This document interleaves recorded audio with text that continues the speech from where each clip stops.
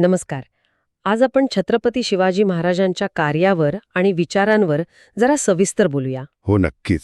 आपल्याकडे नरहर कुरुंदकर यांचं विश्लेषण आहे, गोविंद पानसरे यांचं शिवाजी कोण होता हे पुस्तक आणि प्रतापगड युद्धाबद्दलचे पण काही संदर्भ आहेत. बरोबर. उद्देश हा आहे की महाराजांना फक्त देव किंवा मग काही जण म्हणतात तसं लुटारू असं एकांगी न बघता त्यांची कामगिरी, त्यांचं व्यक्तिमत्व ह्यातली गुंतागुंत समजून घेणं. आणि त्यासाठी त्यांचे वडील शहाजीराजे आणि पुत्र संभाजीराजे यांच्या कामाच्या संदर्भात त्यांना पाहणं महत्वाचं आहे. अगदी हा 3 पिढ्यांचा संदर्भ खूप महत्वाचा वाटतो. हो ना, कारण शहाजीराजांनी फक्त स्वतंत्र राज्याचा विचार नाही मांडला, तर प्रशासनाचा पाया पण घातला. म्हणजे पुणे जहागीर, अधिकारी नेमणं वगैरे हो, अगदी.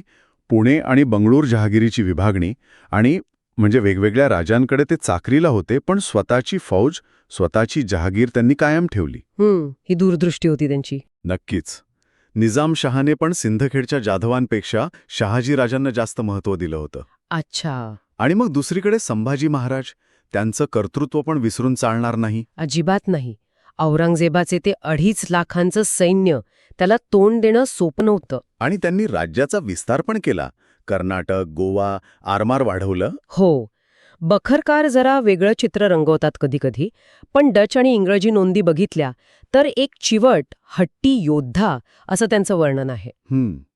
तर या पार्श्वभूमीवर शिवाजी महाराजांचं काम आणखीनच मोठं वाटतं. अगदी. कारण सुरुवात शून्यातून होती. म्हणजे तयार सैन्य नाही, वारसा हक्काने आलेलं राज्य नाही. आणि समोर बलाढ्य सत्ता, आदिलशाही, मुघल. हो. त्यांना टक्कर देऊन स्वराज्य उभं करणं हेच खूप मोठं काम होतं. आणि हे करताना त्यांनी स्वतःला रयतेचा राजा म्हणून प्रस्थापित केलं. बरोबर.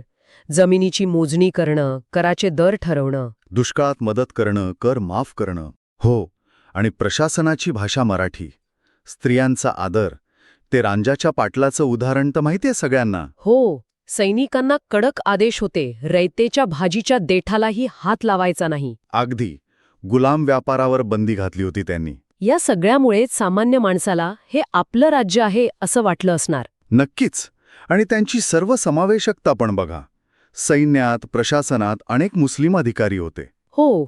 इब्राहिम खान तोपखान्याचे प्रमुख, दौलत खान आरमाराचे प्रमुख, मदारी मेहतर त्यांचे अंगरक्षक, काझी हैदर वकील. आणि अगदी सुरुवातीलाच त्यांनी 500-700 पठाण सैनिक घेतले होते. म्हणजे निष्ठा महत्वाची, धर्म नाही. बरोबर. मशिदींचा, कुराणाचा आदर करायला सांगितलं होतं सैनिकांना. हे त्या काळात खूप धाडसाचं होतं. या पायावर मग त्यांनी एक टप्पा कसा गाठला. जावळीचा विजय 1656 खूप महत्वाचा मानला जातो. हो, कारण तो भाग खूप दुर्गम होता आणि मोक्याचा पण. जावळी जिंकल्यामुळे कोकणात उतरायला मार्ग मिळाला. अच्छा. आणि यशवंतराव मोरेंना जी शिक्षा दिली त्यातून एक जरब बसली की स्वराज्याच्या विरोधात गेलं तर काय होईल. मग आलं अफजल खान प्रकरण.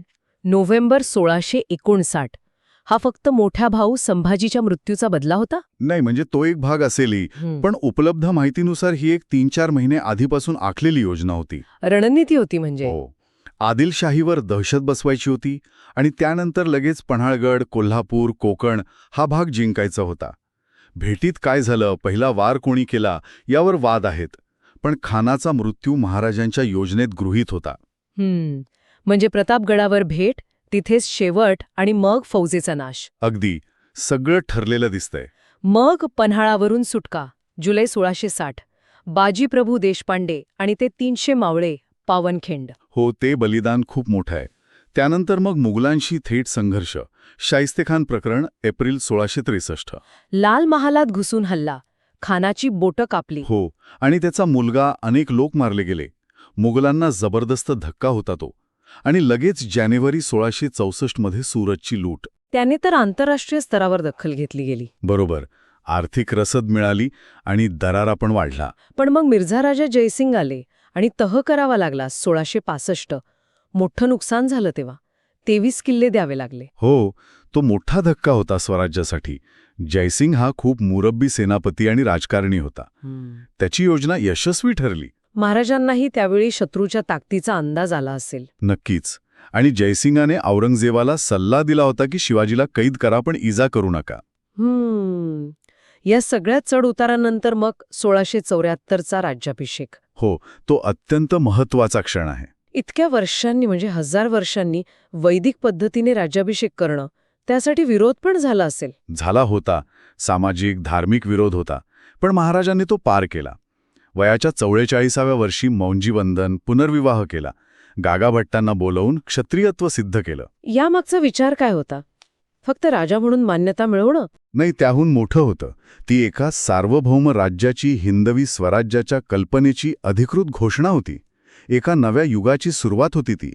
राजकीय आणि सांस्कृतिक क्रांतीच म्हणा ना. त्यांची दूरदृष्टी आरमार उभारण्यात पण दिसते. 1656 पासूनच सुरुवात केली होती. हो, आणि सिंधुदुर्गसारखे जलदुर्ग बांधले 1663 मध्ये. पोर्तुगीजांना आव्हान दिलं. पण काही मर्यादा पण दिसतात. म्हणजे युरोपात त्यावेळी प्रबोधन वगैरे सुरू होतं. गॅलिलिओ, न्यूटन होते. त्याचा प्रभाव इथे नव्हता. नाही, तो संपर्क किंवा विचारांची देवाणघेवाण नव्हती. जातीव्यवस्था संपवणं किंवा शिक्षण सगळ्यांपर्यंत पोचवणं हे त्यांच्या अजेंड्यावर नव्हतं. शस्त्रांसाठी पण युरोपीय लोकांवर अवलंबून राहावं लागायचं. हो, म्हणजे ते त्यांच्या काळाच्या चौकटीतच विचार करत होते.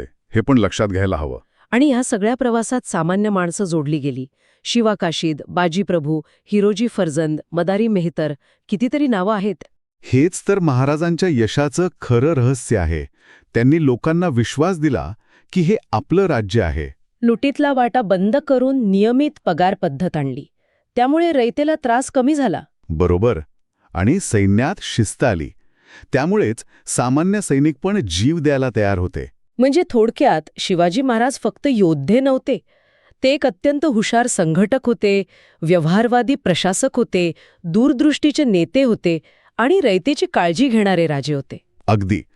आणि त्यांचे वडील शहाजीराजे आणि पुत्र संभाजीराजे यांच्या पराक्रमाच्या साखळीत त्यांचं कार्य बघितलं की ते अधिक स्पष्ट होतं. त्यांची धार्मिक सहिष्णुता, प्रशासकीय कौशल्य, रयतेबद्दलची तळमळ, हे सगळं आजही महत्वाचं वाटतं. नक्कीच. जाता जाता एक विचार येतो मनात. महाराज ज्या काळात होते त्या काळातल्या सामाजिक, धार्मिक चौकटी होत्या. त्यांना त्यांनी कधी आव्हान दिलं, कधी चतुराई वापरलं आणि मोठे बदल घडवले. यातून आजच्या आपल्या काळात जो खूप गुंतागुंतीचा आहे, काही शिकता येईल का? त्यांची कोणती मूल्य, कोणती पद्धत आजही उपयोगी ठरू शकते?